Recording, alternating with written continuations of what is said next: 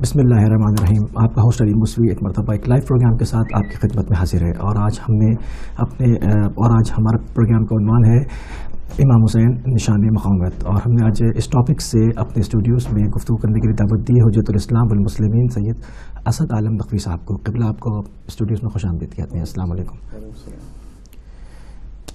تو ناظرین، ہم اپنے پروگرام کا باقاعدہ آغاز کرتے ہیں اور کچھ دیر میں ہمارے لائیو نمبر اسکرین کے اوپر ڈسپلے ہو جائیں گے. آپ ہمارے ساتھ پروگرام میں شامل ہو سکتے ہیں اور کال کر سکتے ہیں. قبلہ، پاکستان میں جو حالات اس وقت رونما ہو رہے ہیں کہ ہم دیکھتے ہیں کہ پاکستان ہماری بہت بڑی ماشاءاللہ پاپولیشن ہے، تقریباً کوئی عدد و شمار کے اعتبار سے کوئی 5 کروڑ ہیں ہم. کیا وجہ ہے کہ ہم ابھی تک باقاعدہ کوئی لائے عمل طے کرنے میں ہم بہت ویک نظر آ رہے ہیں؟ اعوذ باللہ من الشیطان الرجیم. بسم اللہ الرحمن الرحیم. وبہ نستعین. دراصل کبھی بھی جنگوں کا موازنہ کبھی اس کی تعداد سے نہیں ہوتا. یہ ایک جمہوری ہتھیار ہے کہ جس کو ہم تعداد سے گنا جاتا ہے.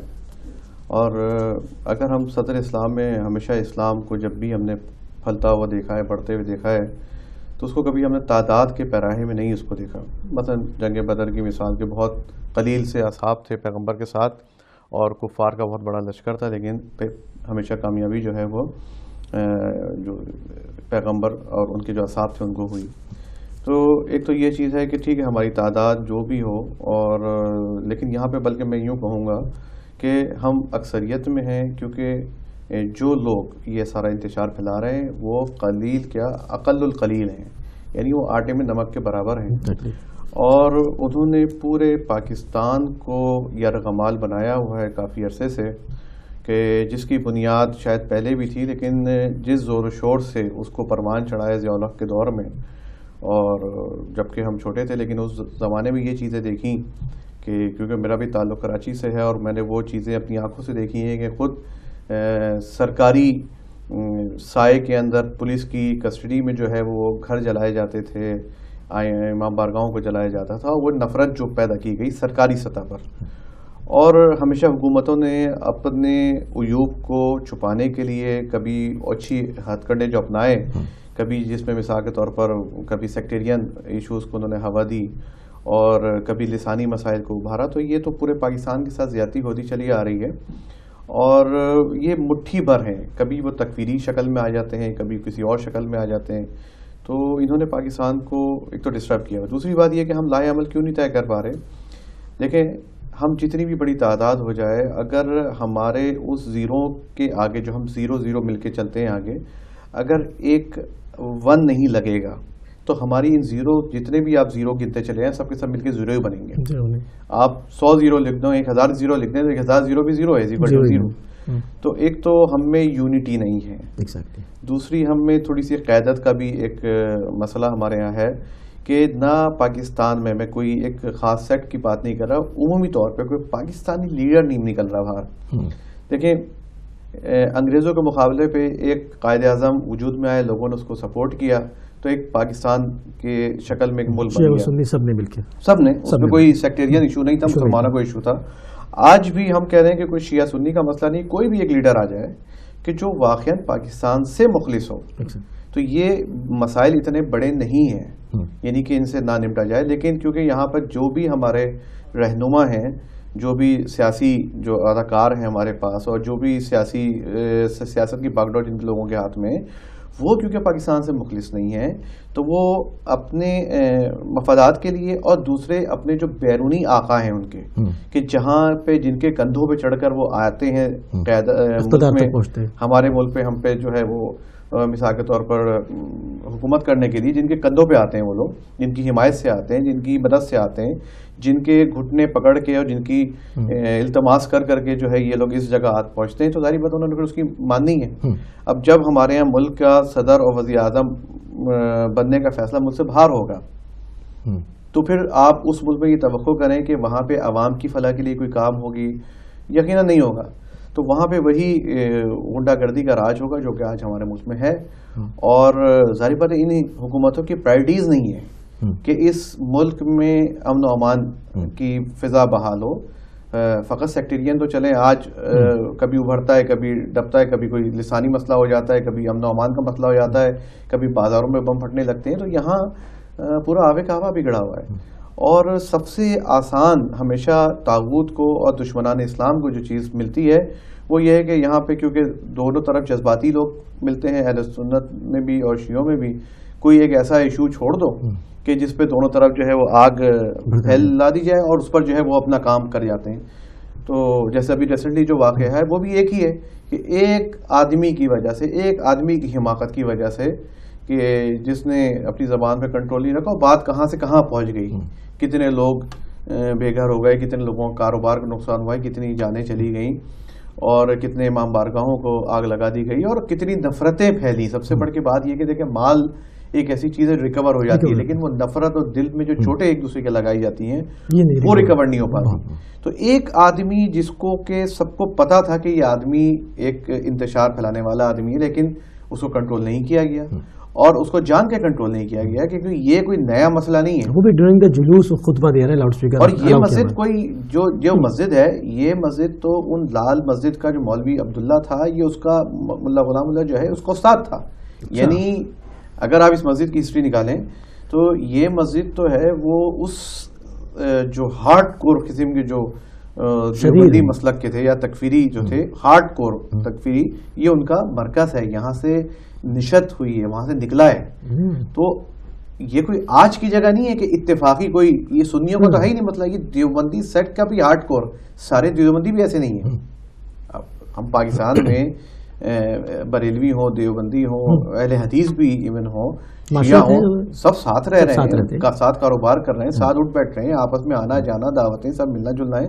ایک خاص ایک طبقہ ہے جو بہت ہی ہارڈ کور قسم کا، انتہائی زہریلی گفتگو، زہریلی زبان استعمال کرتے ہیں، اور جس کی وجہ سے جو ہے وہ آپ کو دیکھ رہے ہیں کہ نتیجہ جو پاکستان میں نکلا ہوا ہے کہ وہ تو کسی کو نہیں بخشتے، وہ تو اپنے علاوہ کہتے ہیں کہ سب جو ہیں وہ کافر ہیں اور ان کو تو جینے کا حق ہی نہیں ہے. ہمیں تو اس پر حیرت یہ ہے کہ ایسے لوگوں کو ٹی وی پہ لا کے پروموٹ کر رہے ہیں، نہ کہ ان کو لاک اپ کریں، ان کو بند کریں اٹھا کے، جو کہ اسٹیٹ کی ذمہ داری بنتی ہے کہ اپنے ایسے درندوں کو، وحشی لوگ جو خون پینے والے ہیں، ان کو چھوڑا ہوا ہے اور معزز بنا کے ٹی وی پہ لا کے بٹھا کے ان سے پوچھ رہے ہیں کہ جی آپ بتائیے کہ آپ کیا کہتے ہیں. دیکھیں یہ المیہ ہے، ایک ہم جو عالمی سازش کا شکار ہوتے ہیں کہ جو زیادہ بولڈ ہو جاتا ہے، بولڈ میں انگریزی والا اسی معنوں میں، جو جس معنوں میں جو جتنا زیادہ بےہودہ ہو جاتا ہے اس کو اتنی ہی زیادہ اسپیس دی جاتی ہے. ہمارے یہی طریقہ کار اپنایا جا رہا ہے کہ جو قاتل ہے، ابھی آپ کے ملک میں سرکاری سطح پہ یہ بحث چھڑ رہی کہ جناب جو آپ کے ملک کے دشمن ہے وہ شہید ہے نہیں ہے. یعنی کچھ سوال کرنے کی چیز ہے.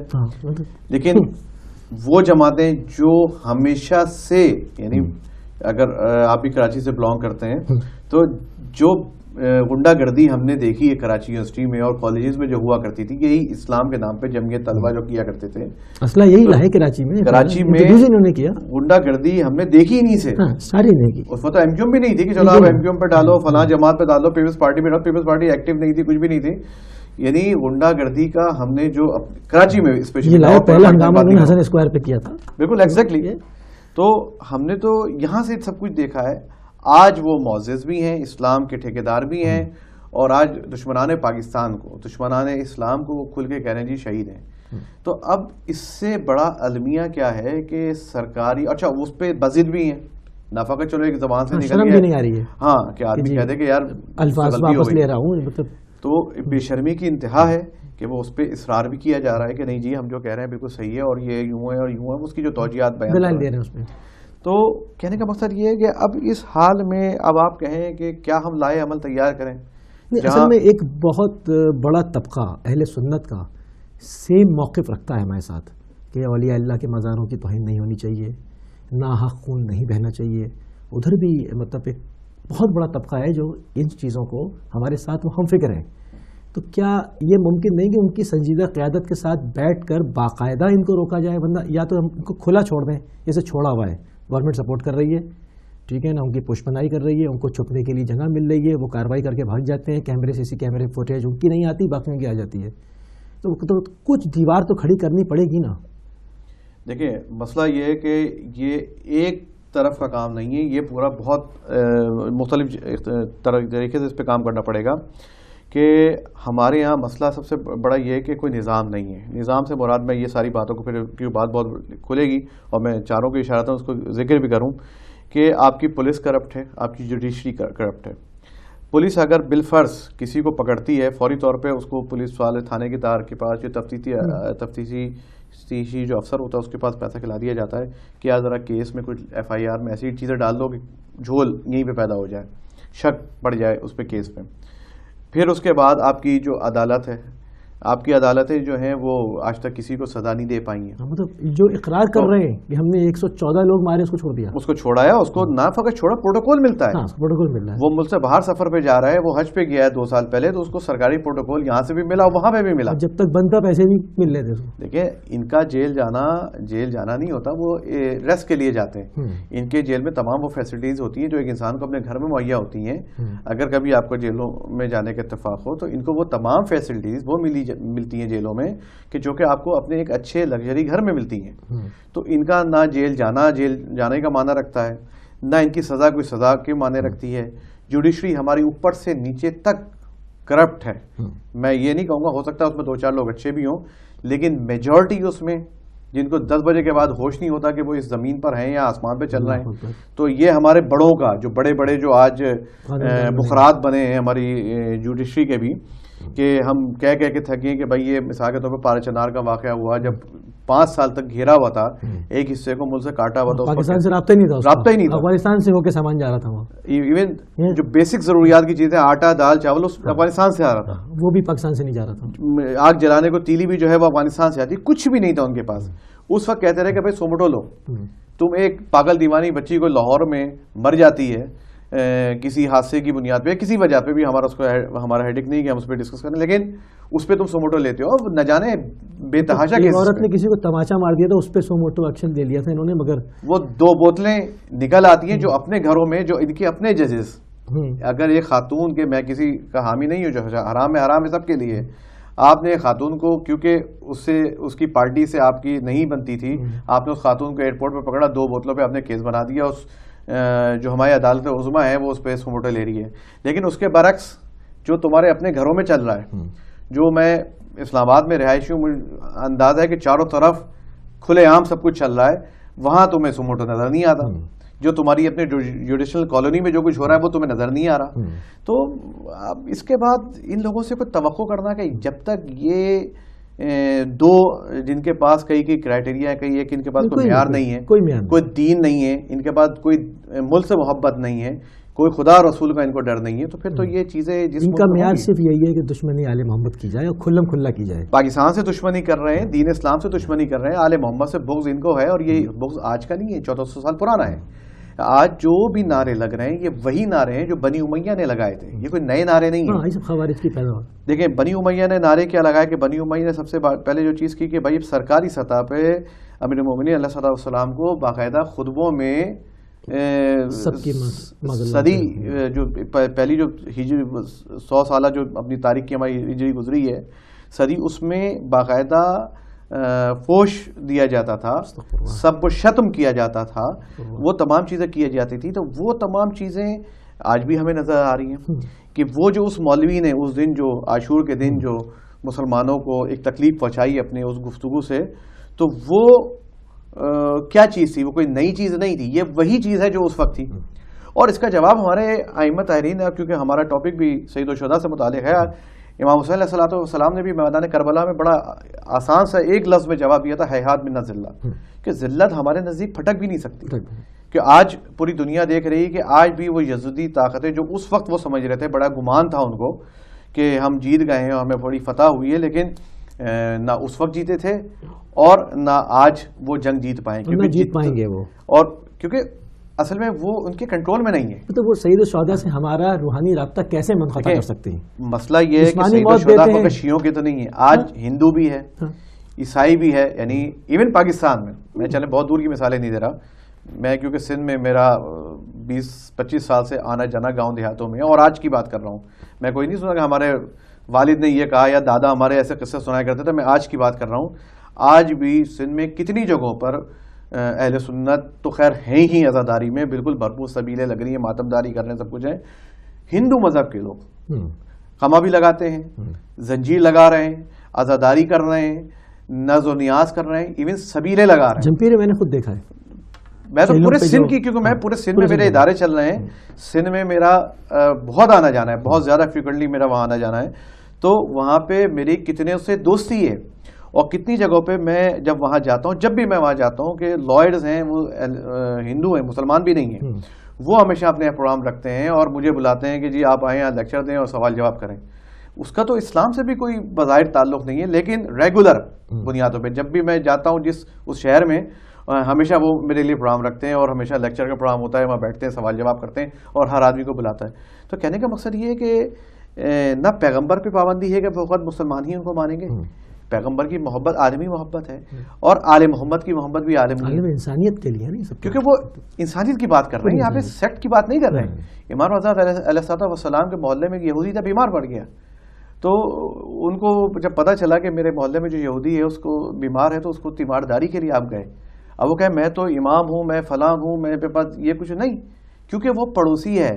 یہ نہیں ہے کہ وہ یہودی ہے, وہ عیسائی ہے, وہ ہمارا ماننے والا ہے, ماننے والا نہیں ہے, نہیں, کوئی بات نہیں, کیونکہ وہ میرا ہمسایہ ہے. میرے ہمسائیگی کا, انسانیت کا درس یہ ہے کہ میں جا کے اس کی عیادت کروں. اور یہی چیز دشمنوں کے ساتھ, خود امام حسن مجتبیٰ علیہ السلام کا قصہ کہ وہ شخص جو شام سے آیا اور آ کے اس نے پوچھا کہ حسن اپنے علی کا گھر کون سا ہے. جب بتایا تو وہ آیا دروازے پہ, مولانا جب دروازہ کھولا اندر آئے تو وہ اس نے باقاعدہ بہت کچھ اول فول جو ایسے مغلظات تھے اس نے پہلے بولنا شروع کر دیا. اور جب وہ پورا اپنا خالی کر چکا جو بھی اس کے دل و دماغ میں تھا, تو مولانا نے فقط ایک اس کو بعد میں جواب دیا کہ مجھے لگتا ہے کہ تم اس شہر کے رہنے والے نہیں ہو, اہل مدینہ میں سے نہیں ہو, تم اگر دور سے آئے ہو تو تمہارے پاس اگر رہنے کی جگہ نہیں تو میں تمہیں رہنے کی جگہ دیتا ہوں, اور اگر تم نے کھایا وایا نہیں ہے, بھوکے ہو, تو میں تمہیں کھانے کو بھی دیتا ہوں, اور بتاؤ تمہاری کوئی اور بھی ضرورت ہے تو وہی پوری کرنے کو تیار ہوں. وہ شخص سامنے سے ہکا بکا رہ گیا کہ میں اس کو اور اس کے باپ کو پتہ نہیں کیا کچھ کہہ رہا ہوں, اور اس کے باوجود اس کا رد عمل کیا ہے. وہ رد عمل انسانیت کا رد عمل ہے. لقد کان فی رسول اللہ اسوۃ حسنہ, وہ امام حسن مجتبیٰ کا وہ رد عمل تھا جو رسول سکھا کے گئے ہیں. یعنی وہ جو دین اسلام نے جو درس دیا ہے, وہ دین اسلام نے درس فقط یہ نہیں دیا کہ اپنے دوستوں پہ ترحم کرو, ان کے ساتھ پارٹی بازی کرو, ان کے ساتھ جو ہے وہ ان کو لے کے چلو. انسانیت جہاں پر آ جائے, تو انسانیت میں کوئی قید نہیں ہے کہ آپ کس سیکٹ سے تعلق ہیں. ایون آپ مسلمان نہیں بھی ہیں, آپ کلمہ گو نہیں بھی ہیں, تو آپ انسان ہیں. آپ کا بالکل رائٹ بنتا ہے کہ آپ جو ہے وہ اس کو وہی اتنی ہی عزت دینی چاہیے جو کہ ایک انسان ڈیزرو کرتا ہے بحیثیت انسان. اشرف المخلوقات ہے, چاہے وہ کسی بھی مذہب سے تعلق رکھتا ہو. لیکن جب ہم نے اس انسانیت کی تذلیل کر دی, اس کو مار کر, اس کو گلا کاٹ کر, وہی پرانے طریقے گلے کاٹ کے پل پہ لٹکانے والا طریقہ, یہ حد ہے. واقعا حد ہے, جنونیت کی ایک حد ہے, اور یہ لوگ ذہنی مریض ہیں. ذہنی مریض ہیں. ہمیں ایسی جمہوریت کا پاکستان میں کیا اچار ڈالنا ہے جس جمہوریت میں ہمیں تحفظ نہ ہو, جہنم میں جائے ایسی جمہوریت. اس جمہوریت کا ہم نے کیا کرنا ہے؟ ہمارا کوئی جمہوریت سے تعلق نہیں ہے, کوئی دین اسلام کا جمہوریت سے تعلق نہیں ہے. ہمارا کیا تعلق ہے جمہوریت سے؟ ہمیں تو چاہیے امن و امان, ہمیں چاہیے سکون, ہمیں چاہیے عزت, ہمیں چاہیے شرف. شرف انسانیت اگر ہمیں ملے گا, چاہے وہ کفر کی اگر حکومت بھی ہو, ہمیں قبول ہے. ہمیں اگر ڈکٹیٹر کوئی آتا ہے, کوئی دوسرا آتا ہے, ہمیں اس سے کوئی غرض نہیں ہونی چاہیے کہ ہمیں کیا ہے, یہ جمہوریت نے ہمیں کیا دیا ہے. ظالم نہ ہو, ظالم نہیں ہونا چاہیے, انسان کو انسان سمجھے. ہمیں کوئی ایسا لیڈر, اس وقت تو پاکستانیوں کی حالت یہ ہوگا, وہ کہتا ہے کہ بھائی کوئی کسی بھی مذہب کا کوئی لیڈر آ جائے لیکن انسان کو حد اقل انسان سمجھے, ان سے جان چھوٹے. ہاں, پاکستان سے محبت کرے, پاکستان کی عوام سے محبت کرے.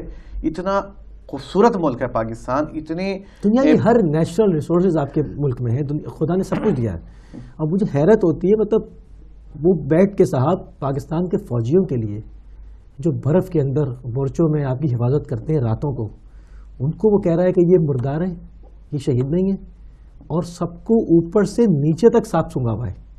یہ نہیں کہ ان کو پکڑ کے ابھی تک ان کا حساب شروع ہوتا. مطلب یہ ہم باقاعدہ تنزلی کی طرف ہیں. بالکل, یعنی انسانیت ہمارے یہاں ختم ہو گئی کہ وہ آدمی, وہ فوجی جو آپ کی سرحدوں کی حفاظت کرتے ہیں. آپ ان روایات کو دیکھیں, آپ ہم تو دیکھیں پیغمبر کی, ہم سب دنیا کے تمام انسان بھی مل جائیں تو پیغمبر کی جوتی کی خاک بھی نہیں ہے. وہ جو چیز بیان کر چکے ہیں آج تو اس کا کوئی مقابلہ نہیں ہے. وہ فرماتے ہیں کہ جو افراد تمہاری سرحدوں کی حفاظت کر رہے ہیں، جن کے بلبوتے پہ تم اپنے بیوی بچوں کے ساتھ اپنے گھر میں سکون سے سوتے ہو، ان کو سوچو کہ جو تمہاری سرحدوں پہ حفاظت کر رہے ہیں. ہم ان سپاہیوں کو، اب ٹھیک ہے ہر ادارے میں کرپٹ لوگ ہیں، سب کچھ، ہمیں اس سے غرض نہیں ہے، لیکن وہ سپاہی جو اپنی جان دے رہا ہے آپ کی حفاظت کے لیے، تاکہ آپ کا گھر بچا رہے، آپ اپنے بیوی بچوں کے ساتھ عزت سے رہیں، آپ اپنے گھر میں سکون سے بیٹھیں، اس کو آپ نے کیا حال کر دیا ہے کہ آپ اس کو انسان ماننے کو تیار نہیں ہیں. آپ ایک دہشت گرد کو، ایک جنونی کو، ایک ذہنی مریض کو آپ کہہ رہے ہیں وہ شہید ہے. بلکہ انہوں نے تو پاک آرمی کو ناپاک آدمی کے الفاظ استعمال جو یہ تکفیریوں نے کیے ہیں، یہ ان کو فالو کر رہے ہیں. یہ نہیں کہ ان کو یہ کنڈیم کریں، یہ کہیں گے بھائی آپ کیا کہہ رہے ہیں، یہ اپنے کو آپ اسلامی ایک جماعت پریزنٹ کر رہے ہیں نا. تو اسلام تو یہ نہیں کہتا کہ آپ غارت گری کو پروموٹ کریں. مطلب میں یہ دیکھ رہا ہوں ان کو احساس نہیں ہو رہا ہے، مسلسل احساس نہیں ہو رہا ہے، اور یہ اس کے اوپر بزد ہیں. دیکھیں یہی وہی عمل ہے جو یزید ابن معاویہ نے کربلا میں اسلام کے نام پہ گیم کھیلا، لوگوں کو بیوقوف بنا کے لایا، مفت خور درباری مولویوں سے فتوے دلوائے سید الشہداء کے خلاف اس زمانے میں، کہ جو بک سکتے تھے فتوے، جن کو خریدا جا سکتا تھا. آج بھی وہی یزیدی ملا اور مولوی حضرات جو ہیں وہ یہی کام کر رہے ہیں ایگزیکٹلی، اور اسی انداز سے یہ دین کا نام استعمال کر کے جو جنونیت پھیلائی جا رہی ہے. اور ہمارا اس وقت کام جو ہے، جس وقت کم از کم ہم یہ کر سکتے ہیں کہ جو دنیا کی تمام طاقتیں، جو بڑے بڑے پلیئر ہیں دنیا کے، جو بڑے بڑے کھلاڑی ہیں دنیا میں، جو سیاست کرتے ہیں پوری دنیا میں، ان کو بھی یہ باور کرایا جائے کہ جن کے ساتھ تم کھیل رہے ہو، اور وہ جانتے بھی ہیں، ایسا نہیں کہ وہ نہیں جانتے، وہ بہت اچھی طرح جانتے ہیں کہ بھائی اب یہ گیم ختم کرو. تم نے یہ دوہرے معیارات، تم پاکستان میں جن طالبان کے ساتھ یا افغانستان میں جن کے نام لے کر تم آئے، ان کو تم شام میں سپورٹ کر رہے ہو، اور تم ان لوگوں کا بھی منہ بند کرو کہ جو کہ شام میں لوگوں کا سینہ چاک کر کے دل چبا رہے ہیں، وہ دل چبا رہے ہیں. یعنی حد ہوتی ہے، لمٹ ہوتی ہے کسی چیز کی. یعنی وہ جنونیت جو ہندا نے کی حضرت امیر حمزہ کے ساتھ، اب وہ دیکھیں اب سید الشہداء حضرت امیر حمزہ کے ساتھ جو ہوا، اب وہی جنونیت کے آپ کو وہی جو ٹریلر ہیں آپ کو مختلف کہیں سر کاٹ کے اس نے دکھایا یہ کہ ہم وہی ہیں، اور وہ ڈنکے کی چوٹ پہ کر رہے ہیں. خبر کھودی پہلے اور وہ کی، اس کے بعد انہوں نے، اور خادم حریفین شریفین بھی بنے ہوئے ہیں، اور سارا کچھ کر رہے ہیں. اور کھل کے جو ہے ملک میں جتنا ایگریسو یہ جو ہماری مڈل ایسٹ کی ریاست ہے، اس سے پہلے نہیں تھی جتنا آج کھل کے آ رہی ہیں آگے.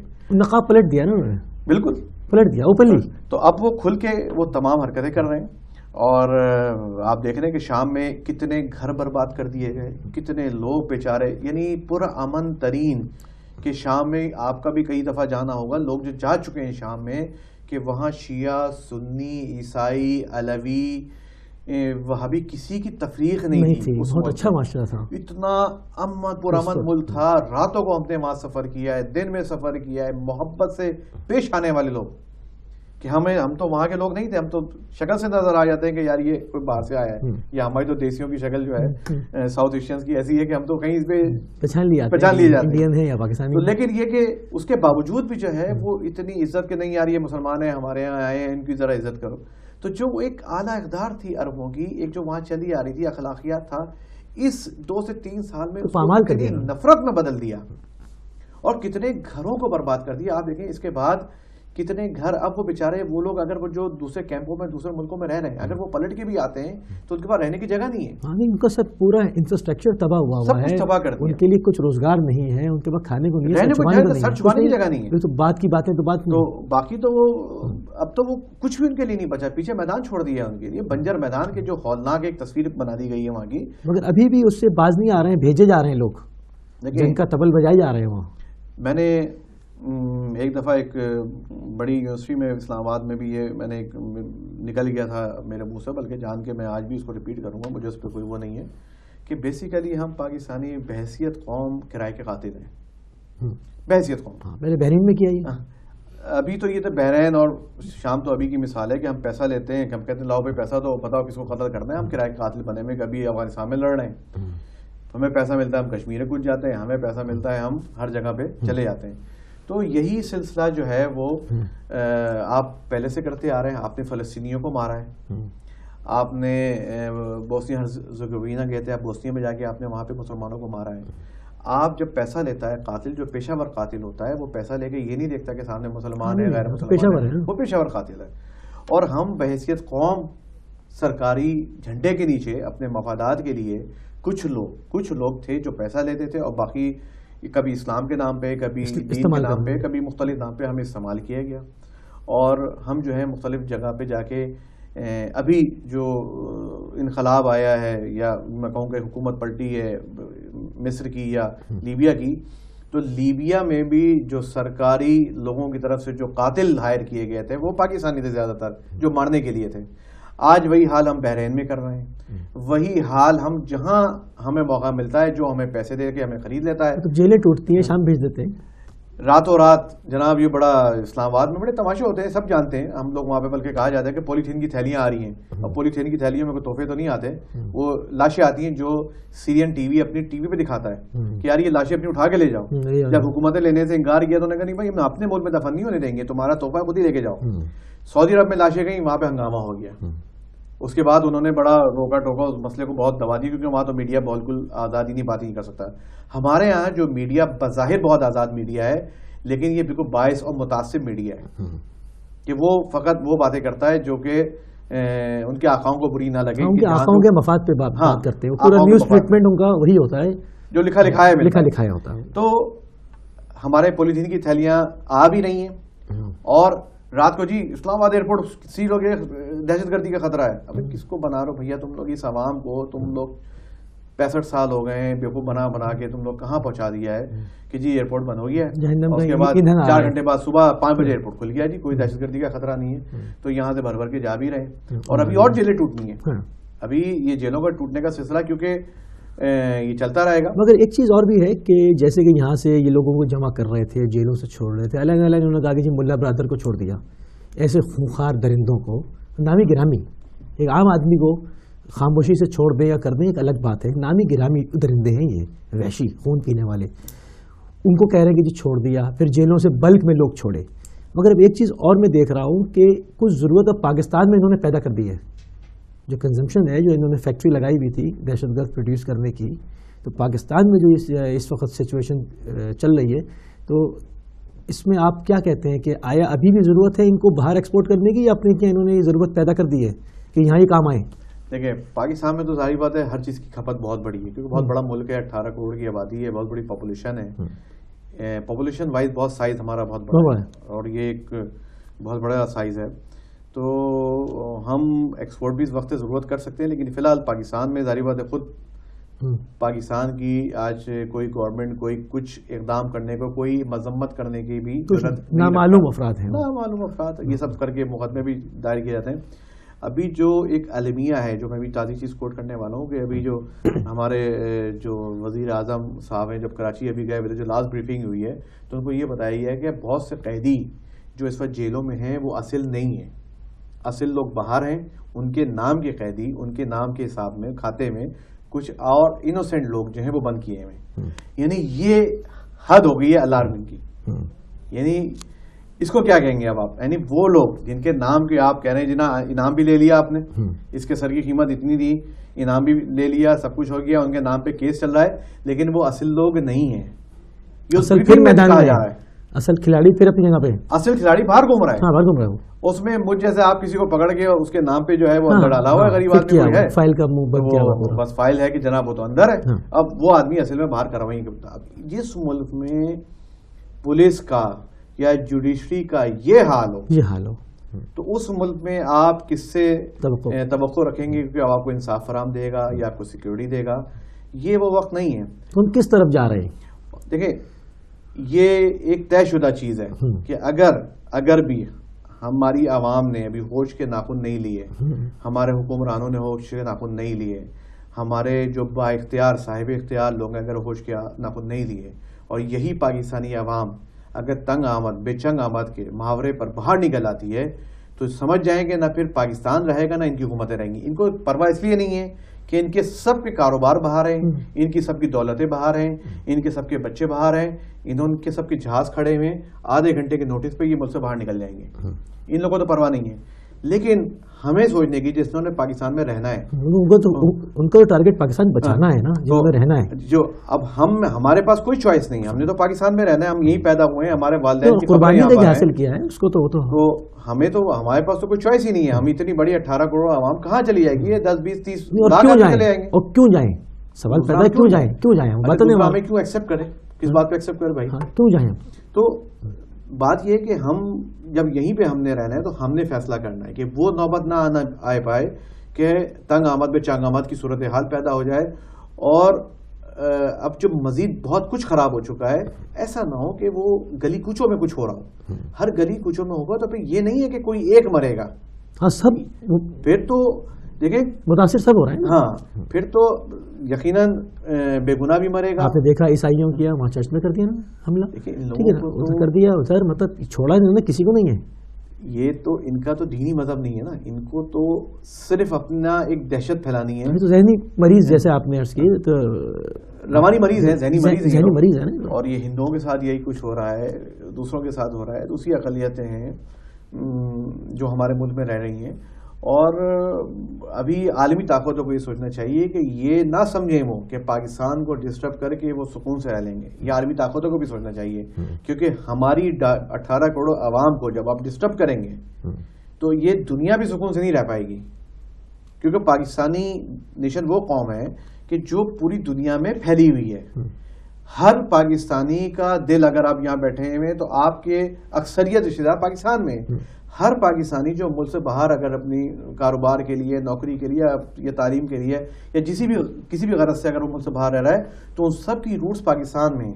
تو یہ پوری دنیا میں انتشار پھیلے گا. یہ نہ سمجھیں کہ فقط یہ پاکستان کو، جو بھی ان کے مقاصد ہیں لوگ توجہ کرتے ہیں کہ ان کو ایٹم بم سے غرض ہے، کچھ توجہ کرتے ہیں ان کو کسی چیز سے غرض ہے. آئی ڈونٹ نو، مجھے میں اس بحث میں نہیں جاؤں گا کہ وہ کیا ان کی ہے. لیکن جو بھی کھلاڑی ہیں جو پاکستان میں گیم کھیل رہے ہیں، یہ سوچ رہے ہیں کہ یہ نہ سمجھیں کہ اگر وہ پاکستان سے سرحدی طور پہ دور بھی ہیں جغرافیائی حساب سے، کہ وہ بھی سکون سے رہ لیں گے، پھر کوئی چیز دنیا میں سکون میں نہیں رہے گی. سب سے مین تو ان لوگوں کو سمجھنا چاہیے جو ان کے اعلی کار بن کے جن کو پاکستان میں رہنا ہے. اگر آپ وہاں پر کچھ معاملات انتہائی خراب کر دیتے ہیں تو متاثر تو آپ بھی ہوں گے نا.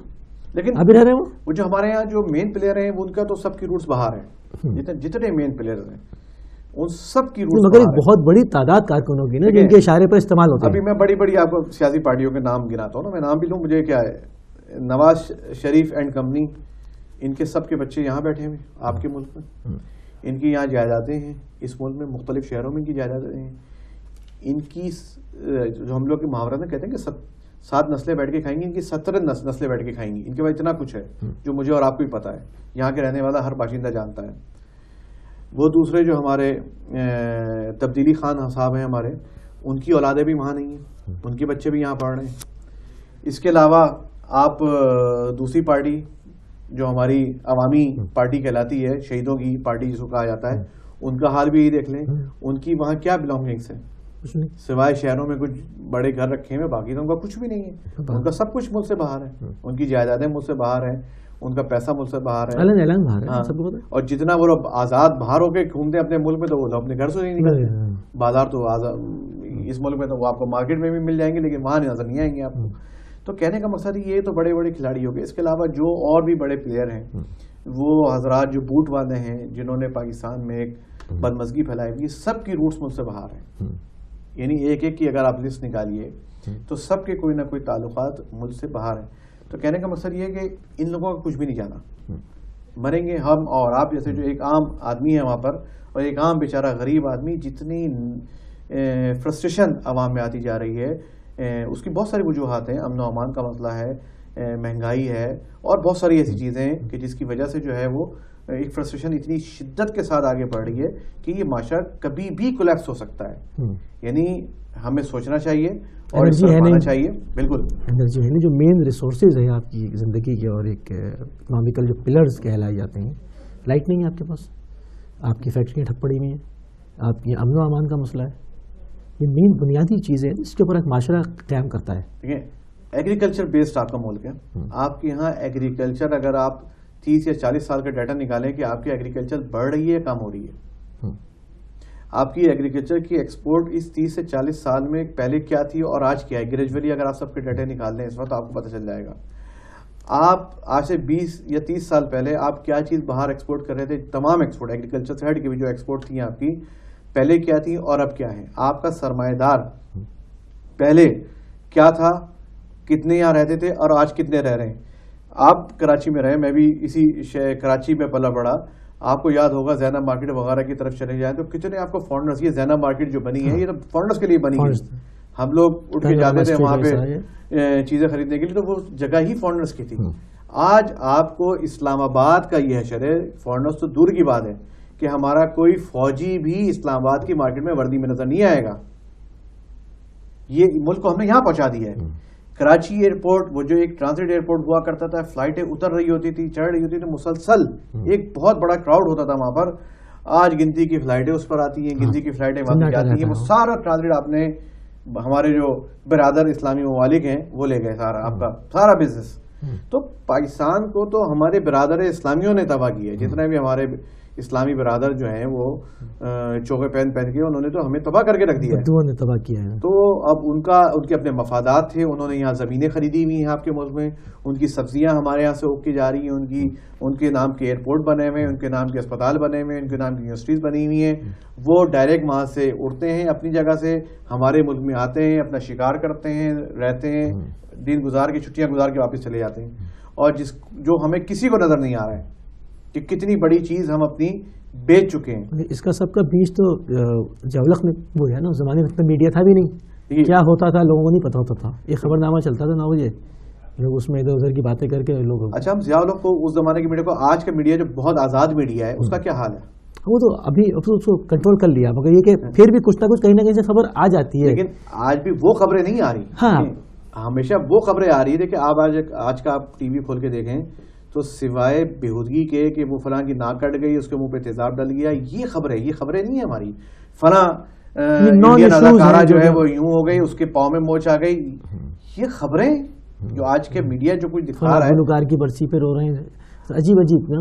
آج میں اسی میڈیا پہ بیٹھ کے بات کی پاکستان میں کہ تم کبھی پاکستانی اسکالرس کی بھی بات کر لیا کرو، پاکستان سائنٹسٹ کی بھی بات کر لیا کرو، پڑھے لکھے پروفیسرز کی بھی بات کیا کرو. ان کو دکھاؤ کتنے پڑھے لکھے لوگ موجود ہیں. میراثیوں اور گویوں سے باہر نکل کے سوچو.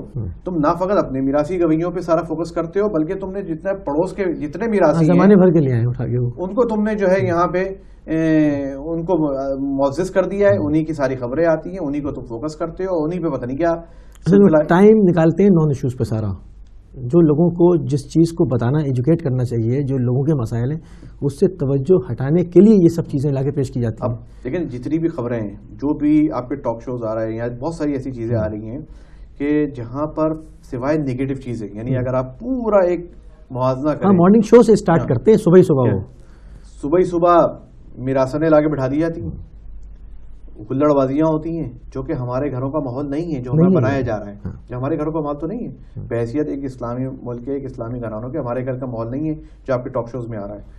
پھر اس کے بعد جو خبروں کے نام پر بھی چیزیں آتی ہیں، ہیڈ لائنز کی صورت میں آتی ہیں، اس میں جو کچھ دکھایا جا رہا ہے، کتنی خبریں عالمی ہوتی ہیں، کتنی پاکستان کی ہوتی ہے. پاکستان میں کیا ہوتا ہے؟ وہ مردار کھا لیا، وہ قبر سے بال چرا گیا، وہ کفن. یعنی یہ خبریں نہیں ہیں، یہ سنسنیاں ہیں. یہ فقط ایک معاشرے میں ایک بدمزگی پھیلانے والی کہ ایک آپ ایسی خبر دیکھ لیتے کہ 3 دن آپ کو کھانے کو دل نہیں چاہتا کہ کیا ہو رہا تھا، کہ یہ کیا دکھا رہے ہیں، یہ ہم اپنے بچوں کو کیا دکھا رہے ہیں. اس کے علاوہ ہزاروں خبریں ڈھنگ کی دینے کو. بھائی اتنی دنیا میں موومنٹ ہو رہی ہے، بچوں کو یہ دکھاؤ دنیا میں کیسے ترقی ہو رہی ہے، دنیا کیسے آگے بڑھ رہی ہے، کیا کیا چیزیں نئی ایجاد ہو رہی ہیں. اس پہ ہمارے یہاں کوئی تصور ہی نہیں ہے، یعنی اس پہ ہمارا کوئی بجٹ نہیں ہے. تو یہ میڈیا خود خائن ہے. میں لفظ خائن استعمال کر رہا ہوں. ہمارا میڈیا خیانت کر رہا ہے ہمارے ملک کے ساتھ، جس طرح اور ادارے خائن ہیں ہمارے ملک کے، ہمارا میڈیا بھی ایز اٹ از خیانت کر رہا ہے ہمارے ملک کے ساتھ، ملک کی دشمنی کر رہا ہے. ان کو ایڈ آتی ہے، فضلہ خور ہیں ان کے. بالکل، یہ آقاؤں کے جو پیسے لے کے جا رہے ہیں، جس میں ان کے آقاؤں کو پیسے مل رہا ہے، اور وہ ایک دوسرے پہ جب ان کا کبھی ٹکراؤ ہوتا ہے تو کچھ چیزیں باہر آ جاتی ہیں، ورنہ ان کی کوئی چیزیں باہر نہیں آتی. پیمرا کا چیئرمین 4تھی منزل سے نیچے اتر کے جا کر جو ہے وہ ہمارے کسی ٹی وی چینل کے اگر سربراہ کو نیچے جا کے گیٹ کھول کے چھوڑے تو اس کا کیا مطلب ہے؟ اور وہ جواباً یہ کہے کہ جب اسے پوچھا جائے بھائی تو ان کے پیچھے کیوں جا رہا ہے، تو باس ہے ان کا، تو ان کا لائسنس بھی بند کر سکتا ہے، تیرے پاس سب کچھ صاحب اختیار ہے. تو کہتا ہے کہ نہیں جی میری نوکری ان کی وجہ سے. اب جب جس ملک میں یہ حال ہو، تو اس ملک میں آپ کیا میڈیا سے توقع کریں گے, کیا آپ پولیس سے توقع کریں گے جو ہے ہی کرپٹ. ایک آئی جی جو سرونگ آئی جی ہے, اس سے جب پاکستان کے حالات میں بات ہوئی, ابھی بھی وہ سرونگ آئی جی ہیں, تو اس نے کہا کہ یہ جو ہمارا معاشرہ ہے یہ اسی کرپشن پہ ہی چل رہا ہے. اگر کسی نے اس کو ڈسٹرب کرنے کی کوشش کی نا اس کرپشن کے نظام کو, تو پورا ملک تباہ ہو جائے گا. یعنی ایک عجیب فلسفہ ہے اس کا جو تجزیہ ہے, اور وہ تجزیہ غلط بھی نہیں ہے. یعنی اس نے بھی جو مثالیں شروع کی کہ ہم چل ہی رہے ہیں. مثلا جب دفتروں میں تنخواہ نہیں مل رہی, سرکاری محکموں میں تنخواہ نہیں مل رہی, تو وہ 2 نمبری سے اپنے پیسے پورے کر رہے ہیں. تو ایک بہت سے آپ کی میڈیا میں آپ کو نوکری دی جاتی ہے اور یہ کہہ کے دی جاتی ہے بھائی تمہیں تنخواہ نہیں ملے گی, یہ کارڈ ملے گا, تم اپنے بھی پیسے پورے کرو, ہمیں بھی کھلاؤ, دیکھو کہاں کیا ہے, پکڑ کے لاؤ, نہیں دیتے تو پھر ان سے بات کرو. یعنی یہ لطیفے نہیں ہیں, میں ان کے نام بھی ان کے لے سکتا ہوں کیونکہ میرا بھی بالآخر میڈیا سے ایک تھوڑا بہت شدھ بودھ ہے, آشنائی ہے. تو یہ باقاعدہ یہ کہہ کے نوکری دی جا رہی ہے کہ بھائی تمہیں کارڈ بنا کے دے رہے ہیں اپنا, اور تم نے جا کے خود بھی کھانا ہے اور ہمیں بھی کھلانا ہے. تو جب ہمارا حال اس نہج پہ پہنچ چکا ہے, پھر اس نے غلط تو نہیں کہا. ہاں, تو وہ آئی جی جو کہہ رہا ہے تو معاشرے کی ہو رہا ہے وہ بتا رہا ہے, کہہ رہا ہے وہ کہ اس کرپٹ معاشرے کو اگر چھیڑو گے تو اس سے بھی تباہی آ جائے گی. تو اس کو کرپشن میں ہی چلنے دو. تو یہ ہمارا ایک پاکستان کا ماحول ہو گیا ہے کہ جہاں پہ آپ کس سے کیا توقع. عمر صاحب اب ہمارے پاس بالکل دامن وقت میں بہت کم گنجائش ہے. میں چاہوں گا کہ ایک مطلب پروگرام کو وائنڈ اپ کرنے سے پہلے ایک میسج آپ دیں پاکستانی قوم کے لیے, مسلم امہ کے لیے, کہ وہ کربلا آئیں اور امام حسین السلام سے مقاومت جو انہوں نے عالمی کفر کے سامنے اور عالمی شیطانی قوتوں کے سامنے جان دے کے کی, تو اس سے وہ کیا درس لیں گے, اس پر آپ ذرا روشنی ڈالیں. ایک میسج ان کو آپ دیں. میسج تو وہ امام حسین علیہ السلام دے چکے ہیں. جب ان کو مدینے میں بیعت کے لیے بلایا گیا اور ان سے جب تقاضۂ بیعت کی گئی, تو امام حسین علیہ السلام نے سید الشہداء ایک چھوٹا سا مختصر سا جملہ کہا کہ مثلی لا یبایع مثل یزید, کہ میرے جیسا کبھی یزید جیسے کی بیعت نہیں کر سکتا. اگر آج یہ مسلم جو اسلامی امت ہے ہماری, یہ پیغمبر کے ماننے والے, قرآن اور رسول کے ماننے والے اور پیغمبر کے چاہنے والے لوگ اگر واقعی نہ چاہتے ہیں تو اس قول کو اپنا لیں کہ کبھی بھی حسین جیسا یزید جیسے کی بیعت نہیں کرے گا. جو بھی حسین کی طرح آزاد ہے, جو بھی حسین کی طرح مسلمان ہے, وہ کبھی بھی یزید جیسے کے آگے نہیں جھکے گا. اب جتنے ہمارے معاشرے میں یزیدی ہیں, آج ہم ان سے اپنا اظہار برات کر لیں, اپنے آپ کو ان سے الگ کر لیں, تو ہماری کائنات بدل جائے گی, ہماری دنیا بھی جنت بن جائے گی, آخرت تو ہمیں ملے گی. کیونکہ شیعہ سنی کا کوئی مسئلہ نہیں ہے. دیکھیں یہ کبھی تھا بھی نہیں. ابھی بھی میں نے بہت سے ایسے اہل سنت کے جو بریلوی حضرات کی جو انٹرویو اس واقع عاشور کے بعد بھی جو ہے نا, سب نے کہا کہ اتنے سالوں سے ہم رہ رہے ہیں, خود میرے اپنے پارٹنر میرے ساتھ اٹھنے بیٹھنے والے سارے ہم بچپن کے دوست ہیں, آج بھی بیٹھ رہے ہیں, اٹھ رہے ہیں, کھاتے پیتے ہیں, یہ ایشو ہے ہی نہیں جس کو بنایا جا رہا ہے. ٹھیک ہے, یہ ایشو ہے ہی نہیں. شیعہ سنی کا تو مسئلہ ہے نہیں. یہ ایک چھوٹا سا تکفیری ایک گروپ ہے جو باہر سے امداد ملتی ہے اسی انتشار پھیلانے کے لیے, اور ان کا روزگار یہی ہے. اور اس روزگار کو ہم کیونکہ نہیں پہچان سکے, وہ آج ہماری آستین کا سانپ بن گئے, ہماری صفوں میں شامل ہو گئے. تو امام خمینی کا بھی وہ قول کہ ہم اس پہ الجھ رہے ہیں کہ ہاتھ باندھ کے نماز پڑھنی ہے, ہاتھ کھول کے پڑھنی ہے. ہم اس کو نہیں دیکھ رہے کہ جو ہم دونوں کے ہاتھ کاٹ رہا ہے. ہاتھ ہمارے بچیں گے تو ہم ہاتھ باندھ کے اور کھول کے نماز پڑھیں گے. تو ہمارے جو ہاتھ کاٹ رہے ہیں ادھر سے ہماری توجہ ہٹ گئی ہے, اور ہمیں ان پیٹی ایشوز میں اچھال دیا گیا ہے. کہ جو اگر ہماری طرف سے بھی دیکھیں, تمام مراجع نظام کا بلا تفریق, میں آغا وحید خراسانی کا شاگرد ہوں, اور تمام مراجع نظام کا بلا تفریق, خود رہبر انقلاب خامنہئی کا بھی یہ فتویٰ ہے کہ کسی کی بھی توہین جائز نہیں ہے, کسی کی بھی دل آزاری, چاہیے کہ مسلمان ہوں یا حتیٰ غیر مسلمان ہوں, حتیٰ غیر مسلمان ہیں. جب ہمیں اسلام یہ کہہ رہا ہے کہ تم دوسرے کے خداؤں کو برا مت کہو, تو پھر کہاں سے لاؤ گے؟ تو یہ جو ہماری صفوں میں بھی ہیں, ایون میں سب کی بات کر رہا ہوں, کوئی اس میں کوئی وہ نہیں ہے, اگر ہماری صفوں میں بھی ایسے ہیں مسلمانوں کی صفوں میں یا شیعوں کی صفوں میں یا سنی کی صفوں میں, تو شیعوں کا بھی کام ہے کہ ان کالی بھیڑوں کو اپنے سے الگ کریں, کہ ڈسون کریں کہ یار ان سے ہمارا تعلق نہیں ہے. اہل سنت کو بھی یہ چاہیے کہ ان سے ڈسون کریں, اور جب ہم اپنے آپ سے ان کالی بھیڑوں کو اپنے سے جدا کر لیں گے تو پھر دیکھیں گے ہمارے کو مسئلہ ہے ہی نہیں, یقیناً خوش بختی آئے گی. تو یہ جو کالی بھیڑیں جو ہمارے درمیان آ گئی ہیں, ان کا نہ شیعوں سے کوئی تعلق ہے, نہ سنیوں سے تعلق ہے, نہ حتیٰ اسلام سے تعلق ہے, نہ ان کا پاکستان سے کوئی محبت ہے. یہ کرائے کے قاتل ہیں, یہ کرائے کے فتنہ گر ہیں, فساد پھیلانے والے ہیں. ان کا کبھی بھی اسلام سے انہوں نے کبھی محبت نہیں کی, کبھی اللہ اور رسول کے اگر ماننے والے ہوتے تو یقیناً یہ حرکتیں جو یہ کر رہے ہیں یہ ہرگز نہ کرتے. سبحان اللہ. بہت خوبصورت گفتگو رہی قبلہ آپ سے, اور چونکہ دعوت وقت میں ہمارے پاس گنجائش نہیں ہے, ورنہ ابھی دل تو نہیں چاہ رہا تھا کہ اب اس گفتگو کو روکتے. تو ناظرین, ہم آپ سے اجازت چاہتے ہیں اور ایک نئے پروگرام کے ساتھ جلد آپ کی خدمت میں دوبارہ حاضر ہوں گے. جب تک کے لیے السلام علیکم ورحمۃ اللہ وبرکاتہ.